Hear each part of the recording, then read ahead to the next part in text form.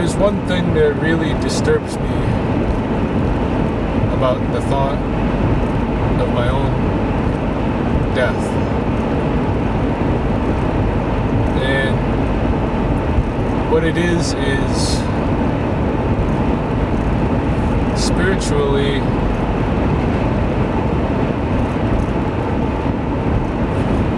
I don't agree with the way that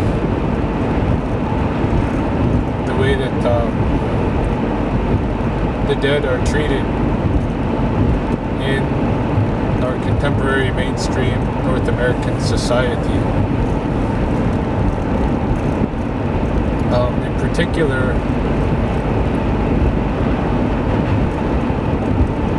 in my belief, my body is just something that I'm temporarily borrowed.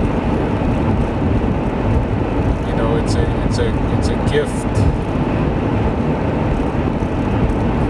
from this life system that I'm a part of, and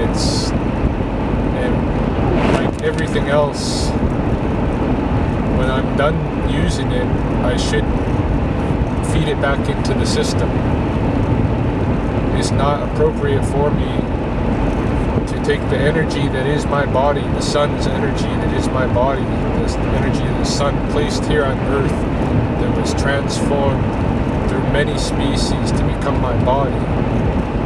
It's inappropriately for me to take that energy and either burn it up or entomb it, vault it, put it behind concrete and steel where it cannot feed the life system.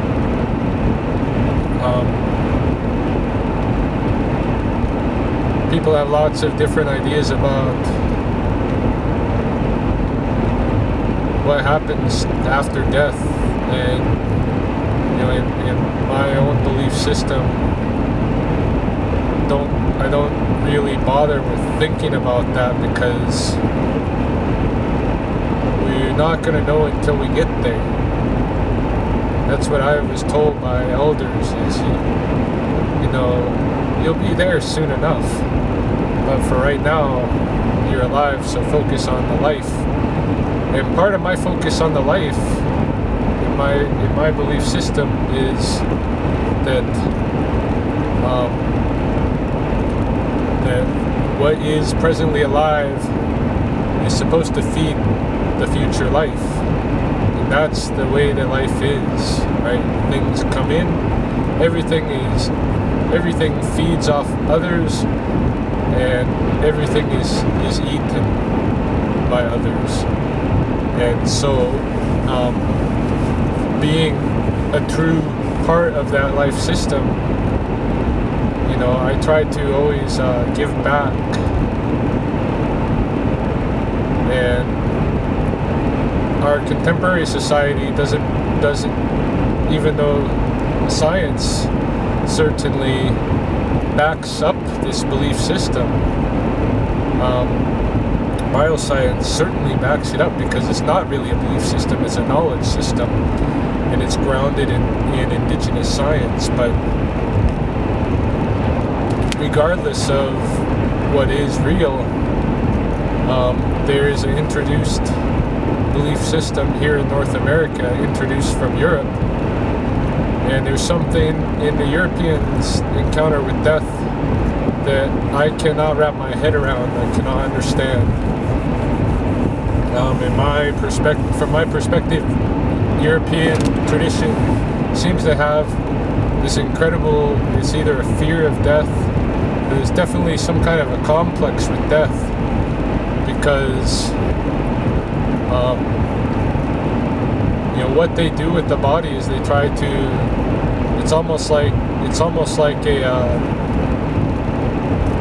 denial of death. There's an attempt to make it eternal in that state, to preserve. So there's all this embalming thing that goes on to try to preserve the dead body so that it doesn't decay. And then I see that same death complex in European society projected onto all other kinds of things, projected onto the life system even. And you know, certainly, like for instance, take a wildlife reserve or a national park or someplace like this. The way that it's treated is as though it was something dead. So all of the focus is to preserve the body, much in the way of the embalming and preserving the body in the Western Funerary complex. And I just see it. I just see this projected on all kinds of things, you know, including on historical sites and all kinds of many things are conceptualized as dead in the Western system, and they're conceptualized as dead, and so they're treated in that way. And so there's a lot of pressure to, you know, attempt to try to preserve the body. And if you want to learn from the body, you don't actually, you know, engage with it as living, but you try to communicate with it, but you do more like an autopsy. And archaeology is really just an autopsy of past cultures. It's definitely part of the death complex of Western society, and why it's even so fascinates Western society to dig things up like that. So anyway, yeah, to me, I find it, you know, I'm very disturbed that I don't have the choice to dictate what I want to happen with my body. You know, I can give my body to science, but that's not, you know, although, you know, if somebody needs an organ, I don't mind that. But I wouldn't want to give my whole body to science to do, you know, for people to you know, practice medical procedure, this kind of thing. But I want to feed my body to the life system. I would like to be, I would like to be laid out where the birds can come and eat me, pick my bones.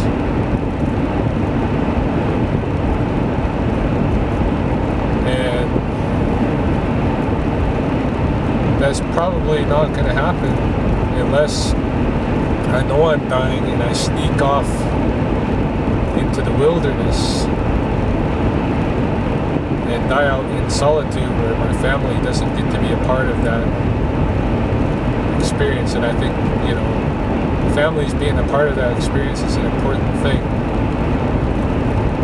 So it's really, you know, it's really kind of a conundrum, and it pisses me off. My body is not biohazard material.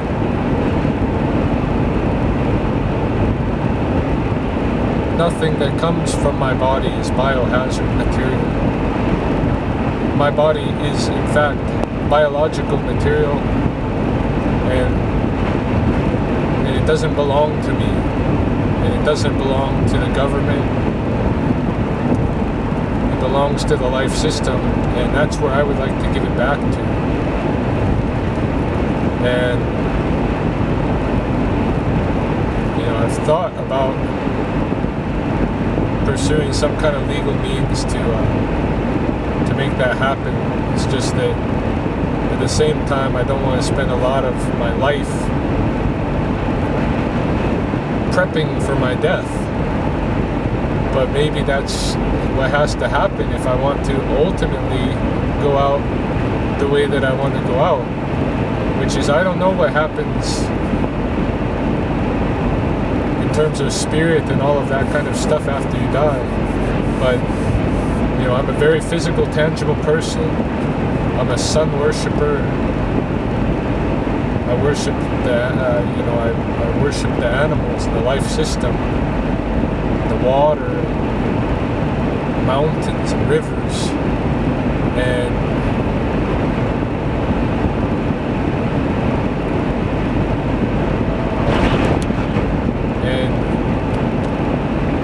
I'm a part of that. And that tangibility, that physical reality to me is very heavily spiritual. Just the tangible thing. Like I don't need anything invisible. To me, the sun is wicked powerful, and so is life. So is water. And this body that I have, I want to feed this body back into that system that gave it to me. So that's the only real thing about death that disturbs me.